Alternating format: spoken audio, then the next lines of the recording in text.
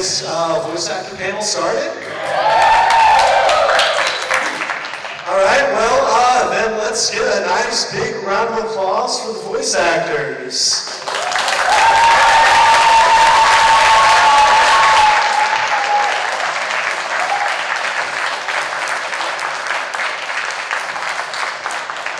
Come on, keep it going, show love.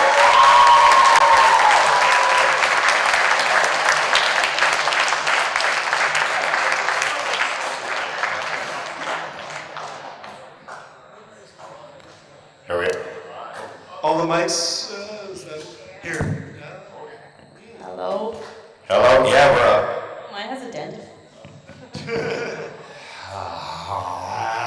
All right, so his isn't working. Oh no, I'm just kidding. It is working. This is, it's just a little shaky. I'll just wiggle it. It's no. Okay. Hello, Houston.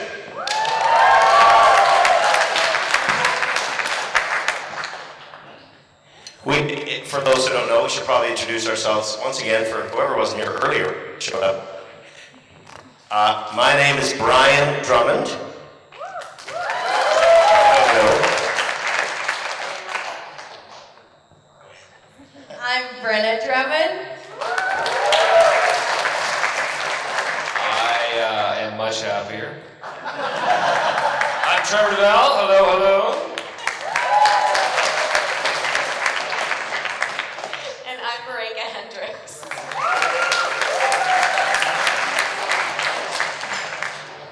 Yes, and thank you all for that nice little introductions. This panel, guys, it's going to be a fairly simple Q&A. So, you guys ask the questions, they will answer them to the best of their ability. How we're going to be doing it this time is we will have a microphone right here. If you guys would like to ask a question, please come form a line, and the questions are going to be screened by Adam here. So that just means you guys whisper the question in his ear. He makes sure that it's appropriate, no spoilers and whatnot, and that we're all good to go. So if you guys would like to start lining up to ask questions, feel free to. No spoilers. No spoilers. Would anyone like to ask a question? Yep. Let's start forming the line. And can you come down the middle aisle? We're just going to try and be considerate of the cameras that Ponyville Live has.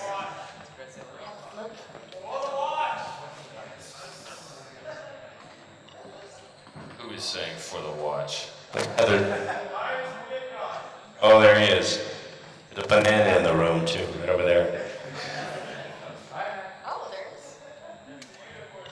All right. Is the guest mic on? Is the question mic on? Like it. It will be. Hit the little... Oh my god. The answer is ouch.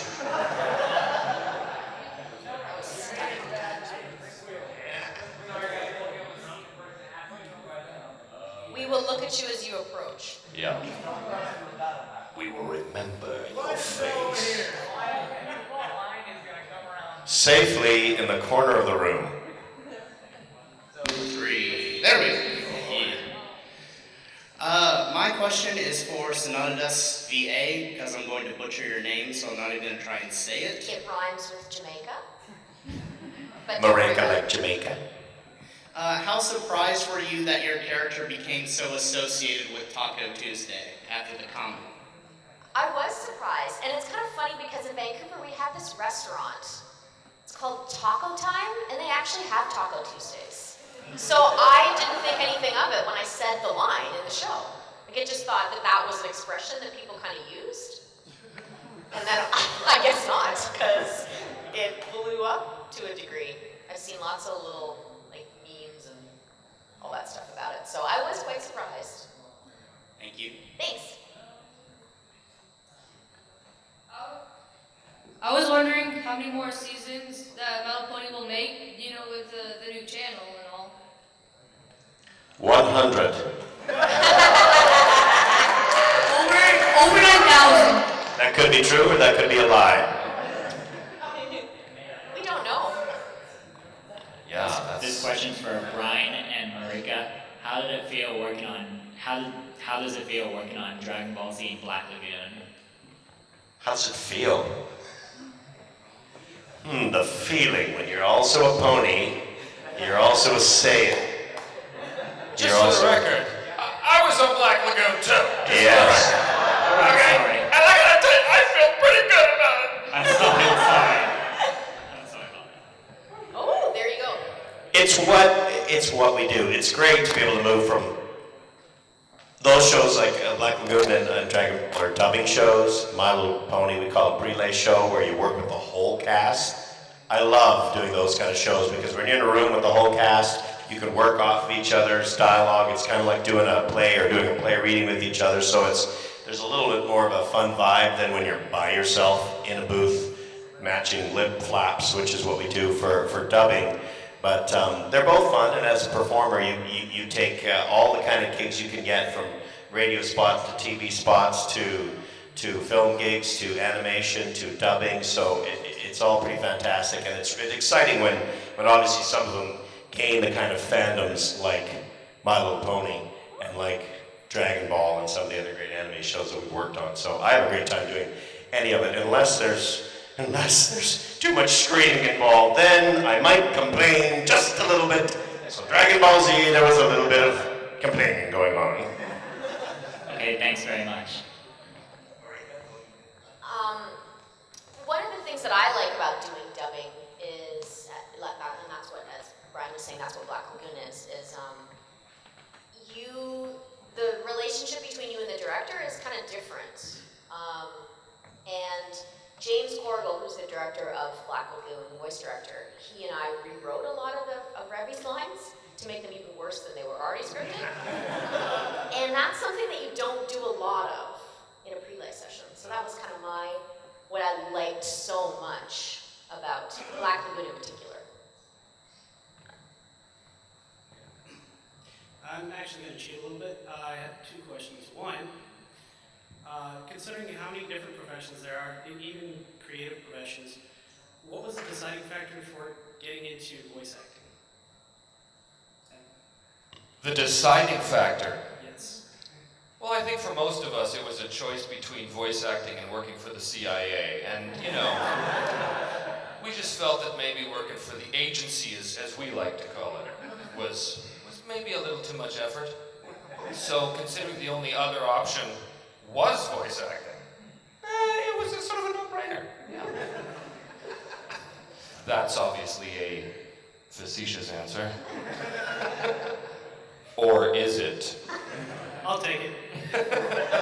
Oh, and for my second one, can I please take a picture? You snap a shot for Hey, sure. go for it. Just find a good spot. I mean, There appears to be nobody sitting in the picture sofa. Come on up here. unless his camera just does nothing and he's like, I really can't take a picture. How shall we In pose? the picture with them, or you want them all like turning around and pose? Yeah. You guys turn around like peace sign or something. You can now get the really nice shot of the back of their heads, guys. You can line us.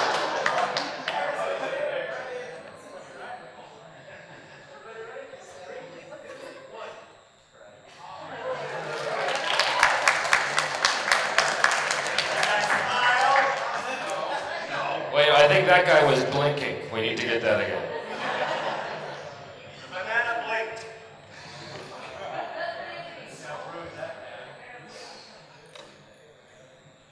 Yo, Yo. I'm on the trail of a conspiracy here, and I'd like to get an answer once and for all. I've seen all of the VAs that have worked on My Little Pony, and I'd like an answer. Is it required that you be adorable to work on the show? Obviously. Aww. That's really Thanks. Looking at Trevor and I, obviously. It is. Wow. And thank you. That's super sweet. Wait a minute, that was a compliment, wasn't it? Yes. You're supposed to say thank you. Oh. It's a compliment. Well, thank you. I never assume it's a compliment when someone says something like that. I assume it's some veiled threat. Somehow. Wait a minute, what's he mean by that? How is this gonna come back and bite me in the butt later? How can I? It's such a nice change too from the like, I have a face for radio type of conversation. Yeah. Little bit of truth there. Just truth. A little bit. Thank you. How much fun is it voice acting for Hasbro? Wow, that sounds like a lawsuit waiting to happen. Exactly. First question, do you work for Hasbro? No, but I want to be specific because three of you do different shows, and I want to be specific. Oh, all of us do different shows. Yeah. Yes, Hasbro is just our employers. Yeah, we're essentially like independent contractors. I know that we've got questions like this before from a lot of people at conventions, and especially with like the ocean group thing that people talk about when it comes to anime stuff. And people had this idea for a long time that you either worked for the ocean group and that was it, or you worked for nobody else. But that's not actually the case. We're like independent contractors. We're hired guns, son. We work for whoever needs our services.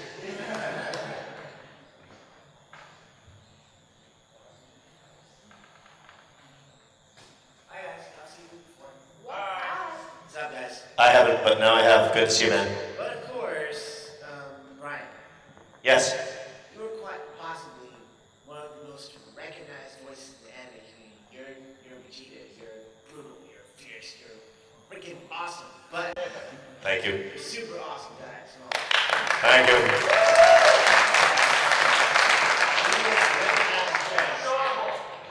And adorable.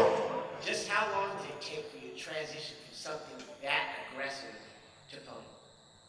How long did it take to transition? Well, let's see. I did my first Vegeta voice in the end of 1994. My first My Little Pony was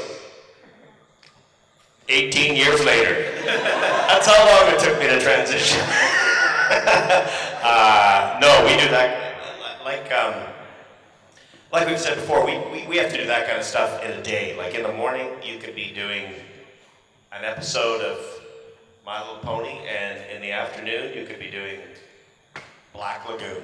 And you've got to be able to turn on a dime and remember what that voice is and find that place and change right away. And so it's just part of the job, right? You have to be able to know what that character is and in a moment change because they need you at 2 o'clock and someone else where you're playing a little tiny squirrel needs you at 4 o'clock. And you got to be ready to do it. And that's what's so fun about what we do. We're not stuck doing the same thing every single day and the same little soft voice day after day. We get to do all kinds of stuff, and it's exciting. I guarantee you that sounds stressful and respectful. Thank you so much. Yeah, thank you. I appreciate all the compliments. Thanks so much.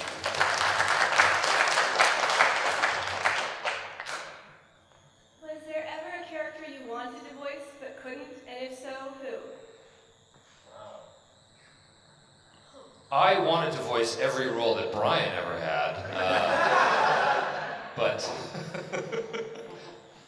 yeah, that's tough because especially back in Vancouver, there's a very small group of people that do all the work. So I think Sam Vincent and I figured out one day that there's like 26 people that do all the voices of all those cartoons.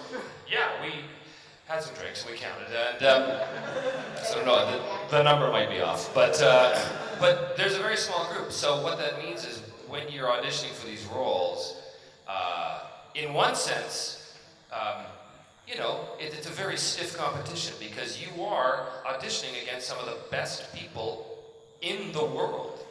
And I've been working in Los Angeles now for two years, which is fantastic.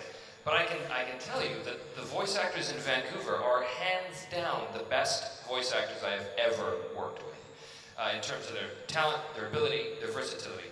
So when you do an audition, you know you're going to be up against these great people, which is in one sense sort of off-putting because it's like, oh God, it's me and Drummond again, okay.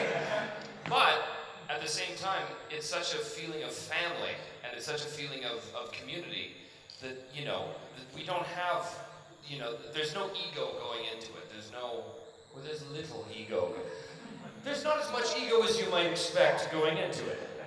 And so that makes it extraordinarily pleasant. I've rarely, I won't say never, but you rarely begrudge somebody for getting a role that you wanted. Sometimes it's disappointing. Well, always it's disappointing, always.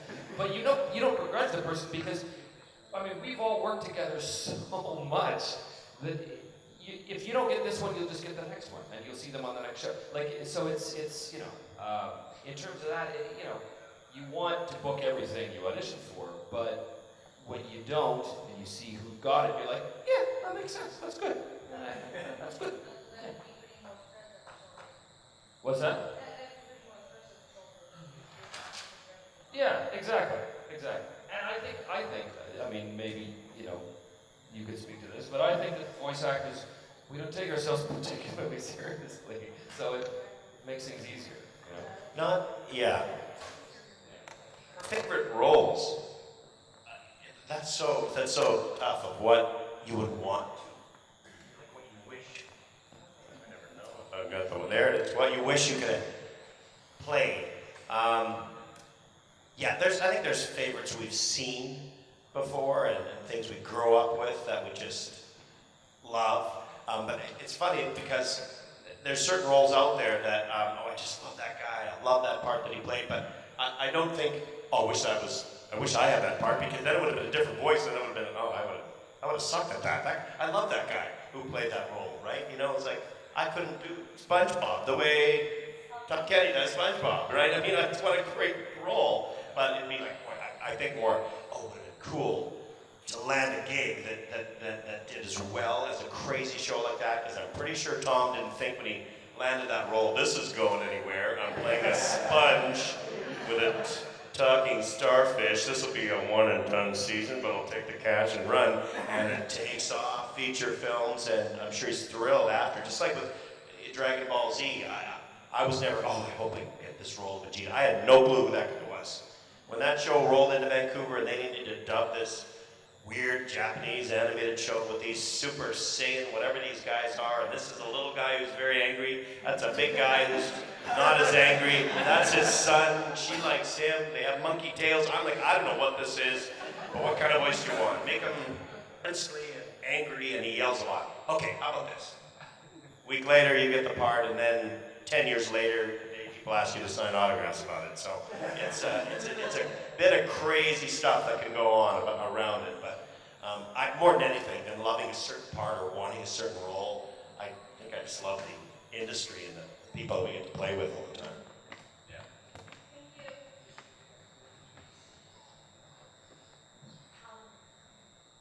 Do you have any advice for kids who want to go into voice acting?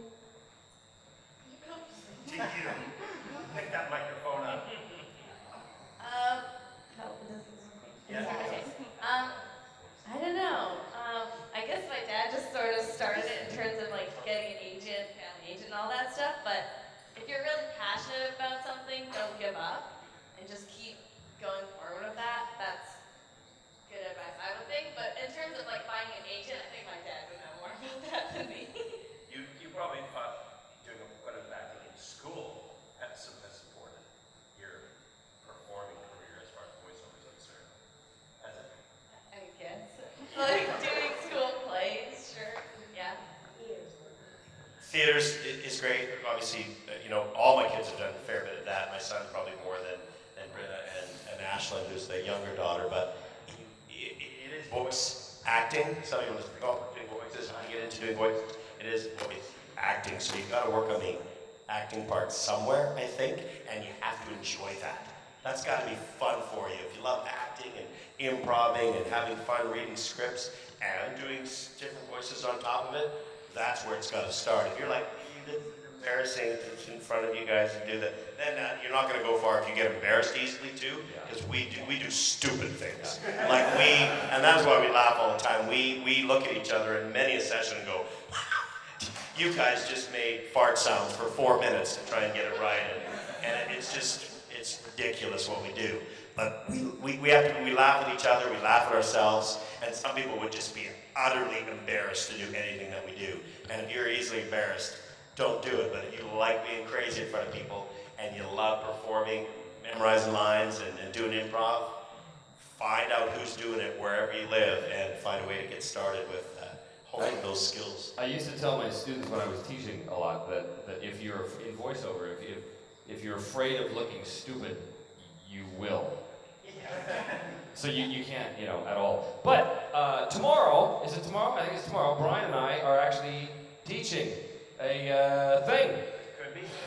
Is that tomorrow? Sure. Teaching at 11:30, I think it is. And so, people are welcome to come and attend that and learn all of our secrets about voice acting. Thank you.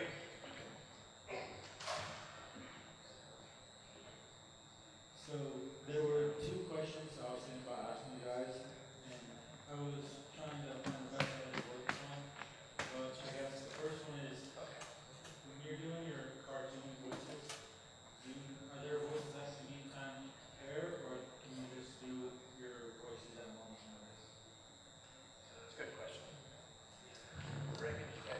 Yes, I think so. One of the things that you often have to do in an animated series record session is switch from, if you're playing more than one character, the two characters will talk to each other. And it's so fun to do and hilarious to watch. Pardon? Yeah.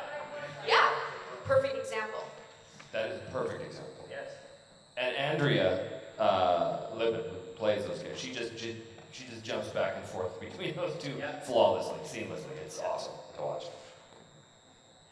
And so that kind of is how immediate you can be and often need to be in terms of getting a handle on that character and then having the sound come out accurately. On a new show, you do need a little bit of time to prepare. Like on a show that's been going for as long as My Little Pony, Andrea can pick those characters out of the air in a second and flip back and forth with them. Ashley Ball, same with her characters, just back and forth because they've been doing it for a while. When you get a new show, if you get a couple of characters, the night before I will kind of have a listen to whatever my voice reps are, if I have them, and go, okay, what's this guy again? I don't want to blow this when we get in there because I can't quite remember it. If you don't have them, usually the production company or the engineers have a voice reference for you, so that when you come in, they'll usually ask, anybody need a ref? Which means, do you need a ref of your voice of what it sounded like when we did the first episode? They go, yeah, please, could you just play that back for me? Oh, yeah, okay, that's what that guy is. And what was the other guy sounding like? Okay, great, and you get them back in your head, just for a refresher, because you bounce around from show to show to show, and sometimes they just get all jumbled up and a mess in there, and you forget a little bit what that exact one was like on that show, so we do need a little prodding somehow. Not for these girls on My Little Pony, though, they've been doing it for a while. They can just grab it, because it's old hat to them now. Also,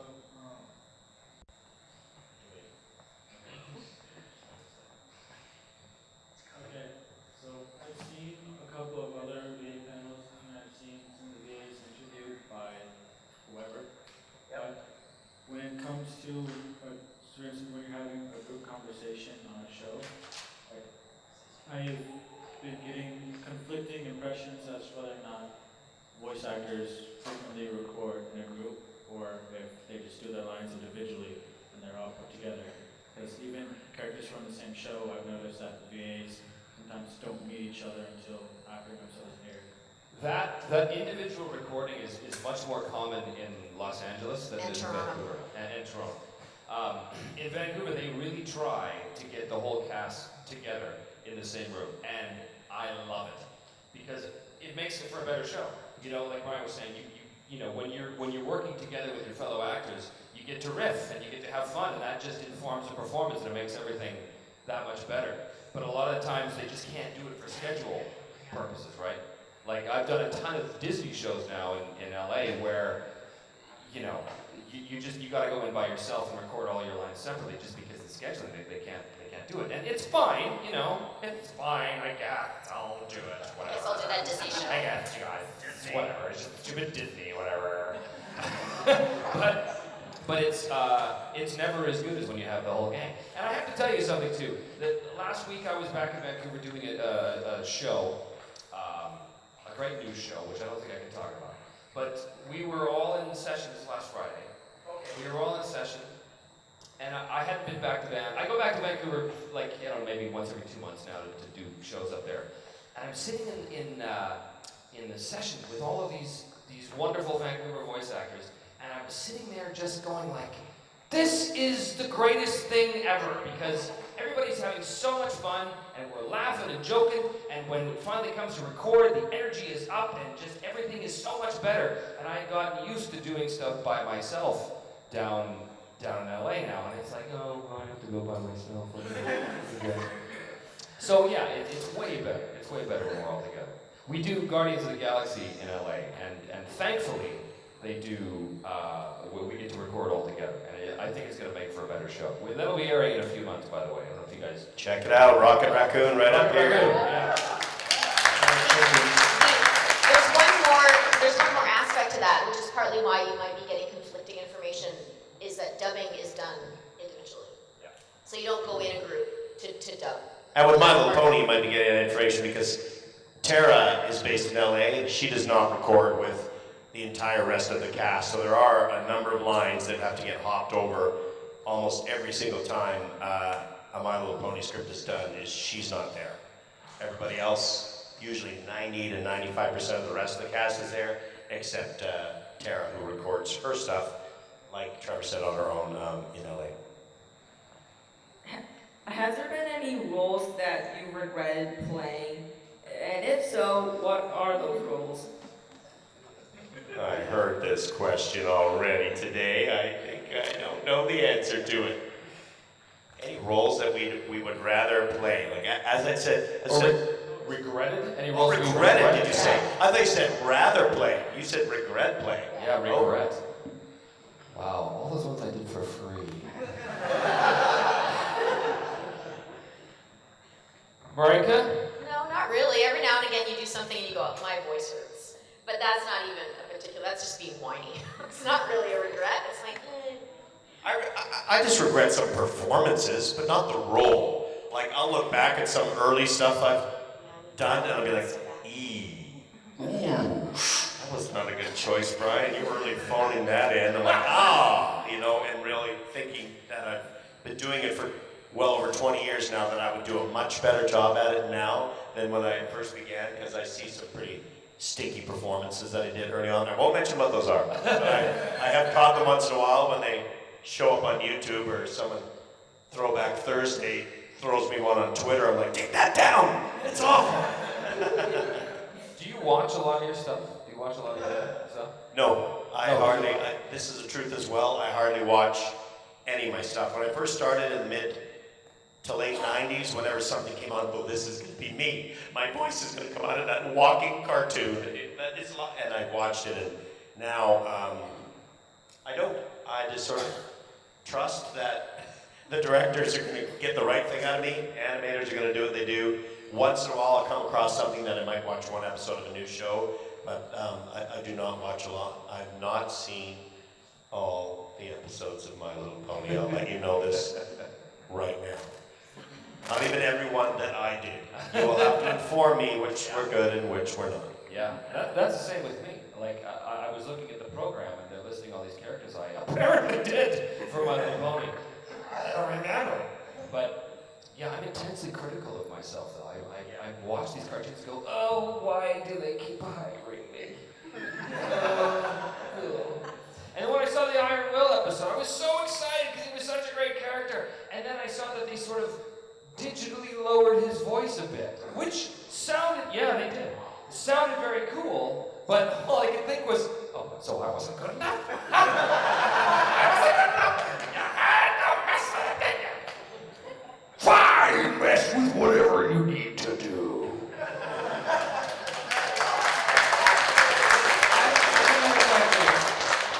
What has been your favorite role? Like, what character have you enjoyed voicing the most out of all the characters you've ever voiced? For me, it's a no-brainer. I enjoy playing Trevor Devall every day. He's a real challenge for me artistically. And again, that's a dumb answer right there. Just in case you didn't realize that was an official dumb answer.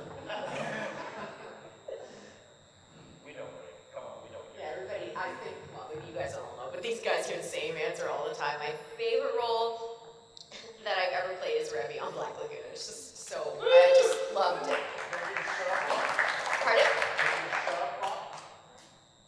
Yeah. I'll give you 2 versions. Shut up, Rock. Shut up, Rock!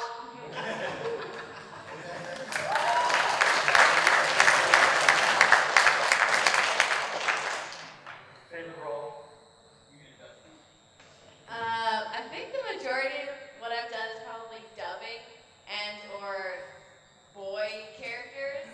So probably Babsy, and then I also did John on Peter Pan series. That's on YouTube. So those are my 2.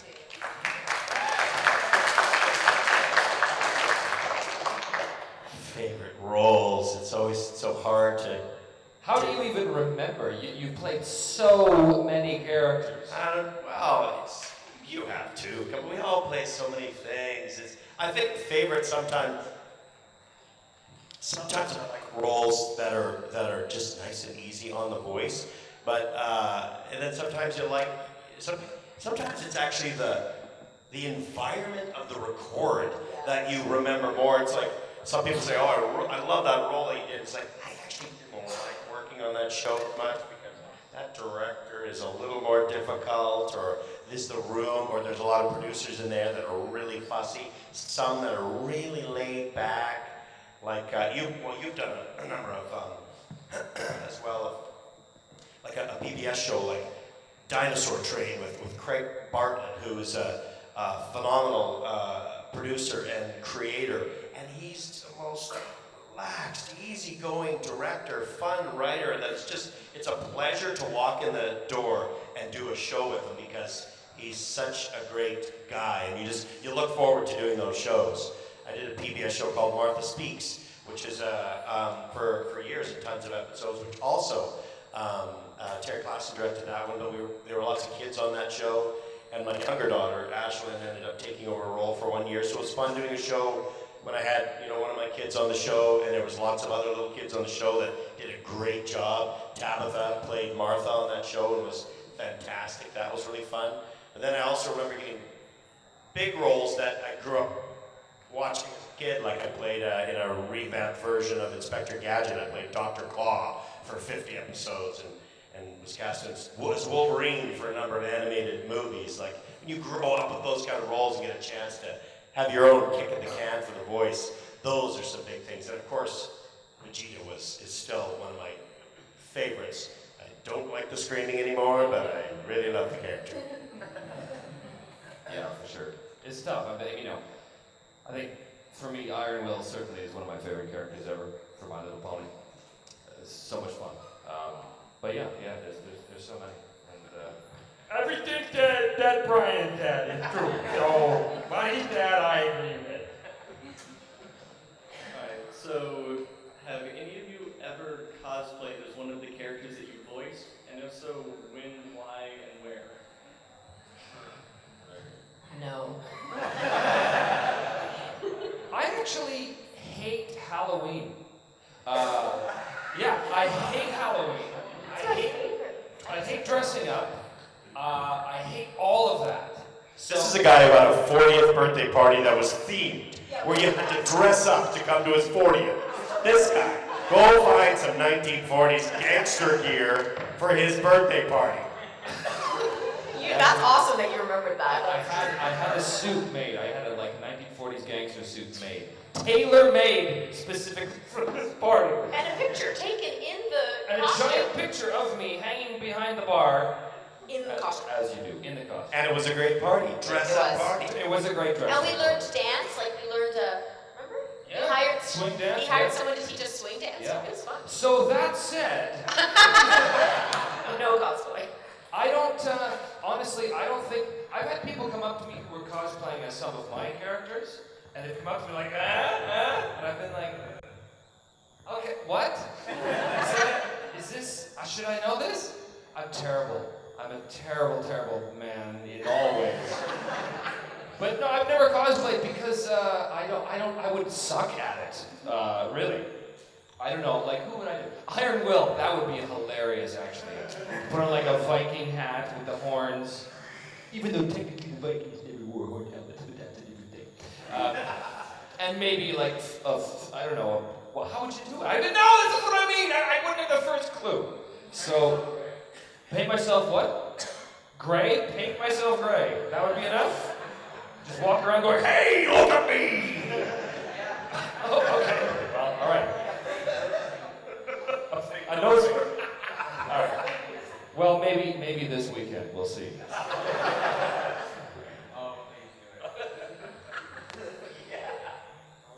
Never have cosplayed. Too paunchy to ever get into a Vegeta cosplay outfit. One day, I hit the gym enough and I'll be able to squeeze into those tights. Insane garb. I think I've had a Scouter on before, that's as close, and maybe crushed it in my hand, but that's about it. That's why you're yelling so much. You're trying to get into the pants.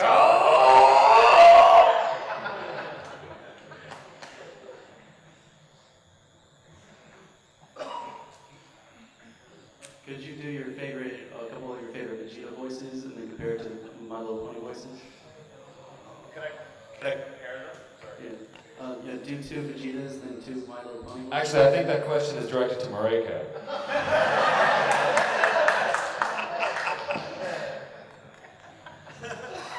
I don't know. 2 of your favorite lines. Oh, 2 favorite lines. Yeah, That's what it show was. I knew I would not get through the first panel. I knew I would not get through the first panel without the meme that has hurt me for so many years and made Chris so angry. So angry. How many times have I done it? Are you ready? Yes. How many times have we done that line? I've done that line. Over 9,000!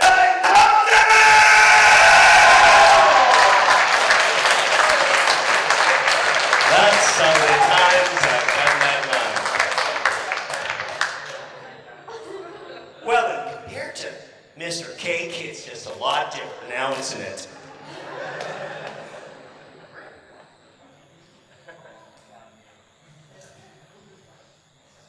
Hello, I was going to ask you guys, how do you feel about your voices lines that you do being remixed? Because, for example, I know there's like an over 9,000 remix on YouTube, or they'll do like unnecessary censorship on your lines, and I was, to make it funny. I was wondering how you guys felt about that. I think it's hilarious. Me too. I think it's kind of cool when fans do that stuff at all. It just shows like this love of what's going on. I do a podcast called Voice Print with Trevor, Devall, and guest, and at one point I was interviewing Kiara Zani, who's played a bunch of characters. And a fan, she was doing Stormhawks. Oh yeah. Yeah, she was doing Stormhawks, and a fan took our interview, like a segment of our interview, and took a bunch of scenes from Stormhawks and put our words into the mouths of the characters and made like this 2-minute segment totally work. Which was, I was like, this is the coolest thing ever. And then there was an episode with Brian Dobson where this guy, he just removed a tiny little clip from our interview, and all the interview was I said to him, well, you're looking good. And he said, yes, well, I do enjoy wearing this fish suit. And so this fan animated the two of us sitting there, cigars and martinis, him dressed in a fish suit, and I thought I've made it, man. I love it. I think it's cool. It is one of the highest compliments I think you can get. I don't feel specifically for the over 9,000 thing that I had anything to do with the creation of that meme. That was another YouTuber that way back in the day put those clips together and repeated that over 9,000. That's where the meme started. I don't feel like it's what I did. Is heard something funny out of that delivery that I did. He put something together, and that started the over 9,000, not me. So like that guy deserves the credit. And some of the great things with the remixes of the Babseed song and some of the stuff that you guys come up with and the fans come up with is what makes these shows great, actually. Like I love, see, even you talking about the Taco Tuesday, like, that's not your thing, you know, somebody else has created what that has become. It's really fun. Keep up the good work. Yeah, definitely.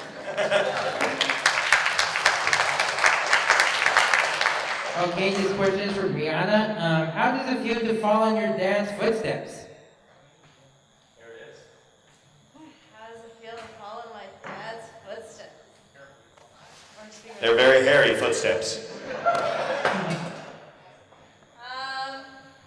don't know, good. Yeah, I think without him doing what he's doing, I probably, obviously wouldn't be where I am now.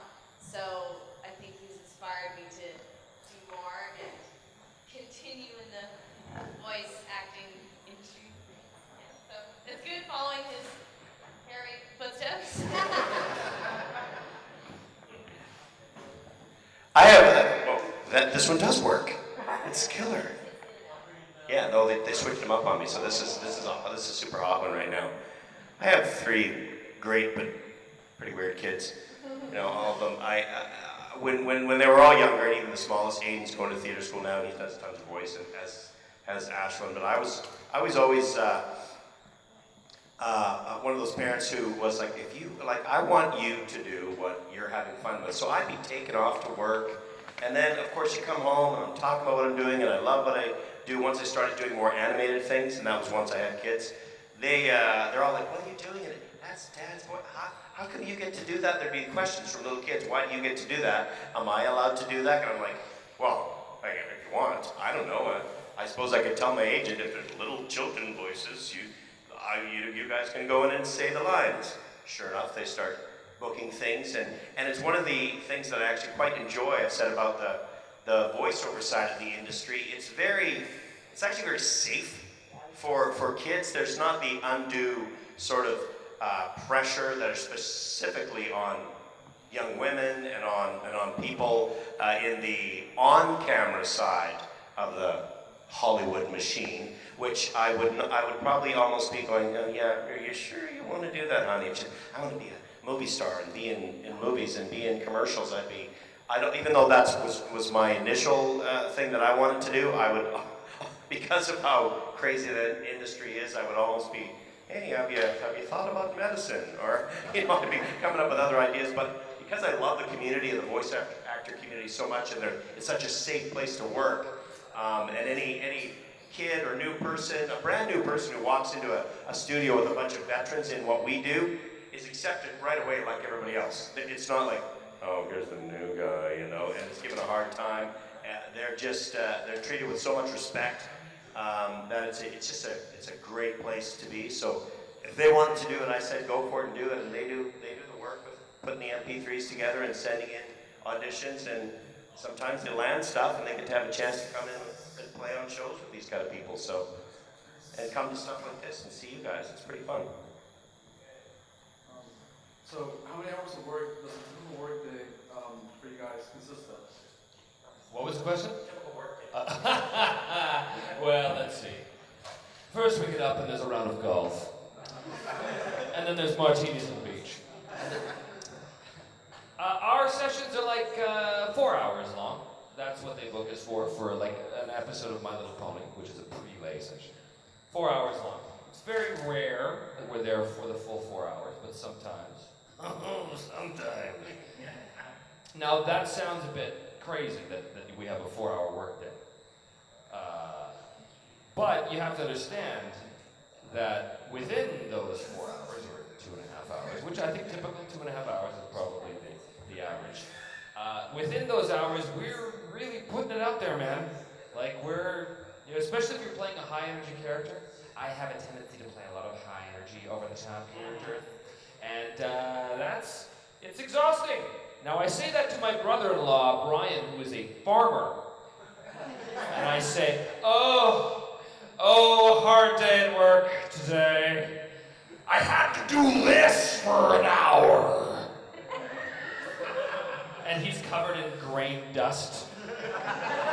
and the blood of coyotes he had to shoot to prevent them destroying his livelihood.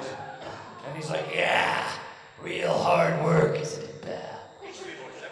Yeah, that's his normal talking point. I said, oh my God, you can come to session with me. Yeah, so now he's a very successful voice actor, and he's given up the fact. So yeah, it's the average work day. I mean, some of us, the thing is that, you know, we're doing a session, and then we might pop out to do an audition or two, and then do an afternoon session or stuff. There's a lot of people that are heavy into the promo industry, right? Like, you're listening to CNN and that kind of stuff. They're working all through the night sometimes, these people. It's crazy, huge, fast turnaround in this stuff. So, it depends, but I think that, yeah, the average work week, I don't know, how many, I mean, it depends on the person, but... And it depends too, like, you're right, it depends on the person. Like, you can sometimes have a couple of weeks where you're not doing anything. And that's some of the challenges of being an actor, is that on occasion, you know, you're not getting any work, or it's a slow period in time where your shows, say, have finished up and you're not starting another one, you know, for a bit. That kind of stuff. So Yeah. sometimes you do have these ups and downs, so... But the good news is that we get, you know, paid pretty good. We get paid pretty good. You know, we're not crazy millionaires or anything like that. Well, some of them aren't. We get paid pretty good. So even when there is a downtime, we're like, you know what? We don't really have to worry too much. You know, like, we're doing okay. You work regularly enough? Yeah, and like I said, there's only a handful of us that really do all the stuff in town, back home in Van. So, we're doing okay. Although paid pretty well is relative when you live in the city of Vancouver, British Columbia. One of the most expensive cities on the planet Earth. Where a small little 2,500 square foot rancher shack on 3,000 square feet of corner lot property will cost you $1.5 million. I am not joking. There's actually a website in Vancouver that says, that shows two, it says you have to guess crack house or $1 million house. You will not tell most of them apart in Vancouver because it doesn't matter what type of a house it is. It can look like bulldozer bait, and it is worth well over $1 million. It is not not a cheap place to live, which means it's not a cheap place to rent, and that pretty much means everything is more expensive. As I said, fuel is $1.40 per liter, which times 4 is lots of money. You guys pay what, $2.50 a gallon? We pay $1.40 times 4. I want to tell you, this is sort of a tangential story, but tangential? Tangent. It's a tangent. Tangent story, but it has to do with Texas. So, I'm gonna tell y'all a story.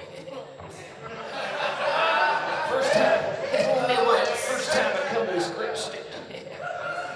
2 years ago, actually, for this very convention. And my sister happens to live over in Katy. So we were driving around, and I was still living in Vancouver at the time. And I said, take me to the new neighborhoods. I want to see these new beautiful houses that are going up and spreading like a plague across the Texas prairie there. And so we went to this one show home, and it was this monstrosity that was, I don't know, 17 rooms, 30,000 square feet, 8 pools. It was just moronic. It was moronic. And so I'm going through this house with my brother-in-law going, oh, pretty nice here. Yeah. And so the saleswoman comes up to us, and she goes, so y'all are looking to buy? And I'm like, well, actually, I'm just sort of, you know, getting a sense of how much things are worth here. And I don't know why I said it like Woody Allen. It's just sort of a default, I don't know. But I said, just out of curiosity, how much is this home? And she said, oh, well, this home's $450,000. And I laughed. And she said, well, I know it's quite expensive, but I laughed louder. I said it would be cheaper for me to buy this house, put it on the back of my truck, and drive it home to Vancouver than it would for me to buy anything remotely similar to this place. Oh, that would be like $10 million. Oh, without question. Like, I couldn't believe it. The difference in real estate down here. Now, maybe you guys don't have a lot to compare to, but trust us, we all come from Vancouver. And what you guys get for $500,000 is it's just unbelievable. It's A unbelievable. one-bedroom apartment. 400 square feet if you're in lucky. Vancouver, if you're lucky. If you're lucky. Yeah. And you Price guys that get a house. palatial estate with servants and horses and ponies. Horses and ponies, mind you. So we may do fairly well, working our minimal hours every week, but we gotta live in a really expensive but beautiful part of the world. We currently have about 5 minutes left, so these next questions we will just wrap up. Yep. Thank you. Well, I'm pretty lucky. Anyway, how do you react when a character that you're voicing receives unexpected popularity? Like, for example, I know that Maryke voiced a certain siren who became unexpectedly popular with the fandom, so that's one example. It's very flattering. I always think to myself, that has nothing to do with me most of the time. Oftentimes things are so well written that they come across. And the other thing I think that we've discussed this before is that you just cannot predict. We've all been on shows that have been so amazing and so, say, adorable or really great storylines that go nowhere. And you think, how did this not take off?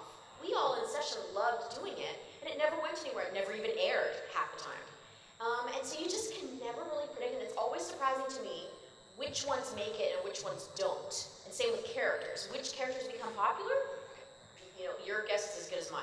It's really interesting to see. Well, even when My Little Pony auditioned again for the first time, when it came back for this fourth rendition of My Little Pony, I guess, because there were previous My Little Ponies done in Vancouver. I don't think anybody was like, oh, this is going to be big. Everybody was kind of like, oh, it's going to be another My Little Pony. They'll probably do a season and it'll fizzle like previous ones. Like I played Spike in a previous rendition, previous to the one that was just before this one. And I don't think anybody thought, I don't think when I was reading for anything on it, I thought it was going anywhere. You put every effort into gaining a role because you hope it does, but I don't think many of the people who were reading for it thought, My Little Pony's gonna be huge. Somehow, it goes boom. Some things just happen. That's very inspiring. It gives me hope that one day I can do something awesome. Of course you can. Yeah, definitely, man. Hey, we have one more question. Yeah? Shy as a crowd. I know one place I'm never going to get gas. One place you're never going to get gas, Vancouver? I'm not paying. You will. You will. I will push my car for that. Everybody who's in a city, you pay for it. You get used to it. You get used to it, yeah. This is for you. Were you, if you were annoyed by it, by the Nickelodeon Dragon Ball Z Kai, they said over 8,000 instead of 9,000. Was that in any way annoying? No, not at all. I mean, that's what it was supposed to be. I don't know why the writers at Ocean Studios, whether it was their writers or whoever translated that dub, put down over 9,000 because over 8 is actually what the translation from Japanese is supposed to be. Somehow it got dubbed to over 9. That was what became the meme. When Funimation in Dallas went back and redid the ones that I had done, they redid it, I believe they did, to over 8. And the fans were like, what are you doing? You're messing with it. It's supposed to be. And then they went back and redid it to over 9. I think it was a metric system issue. Canadian, yeah. Just like the gas prices. We had a 75-cent dollar at the time, so.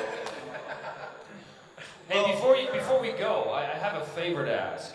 I have a friend, a lovely lady friend back in LA, and she really wanted to come to this con. She's never been to a con before, and she couldn't make it. But I said, well, I'm gonna give you some pictures or something video, but I want to do something special for you. I need your help to do it. Okay? I want you all to say hello to her. Okay? So, well, just wait for it. I have to record it, otherwise she won't hear you. You'd have to scream really loud, man. But anyway. And her name? So I'm gonna take this. Oh, no, I need a video. Everybody get into the center. Yeah, everybody squeeze in. Yeah, squeeze in. So I'm gonna do this here, and here I am at Fiesta Equestria right here, and as you can see, I've got this whole. There they are. Good group of people right here. So her name is Gillian, not Jillian, mind you, but Gillian. So on the count of 3, I want you all to say, "We love you, Gillian." Ready? Okay, here we go. 1, 2, 3.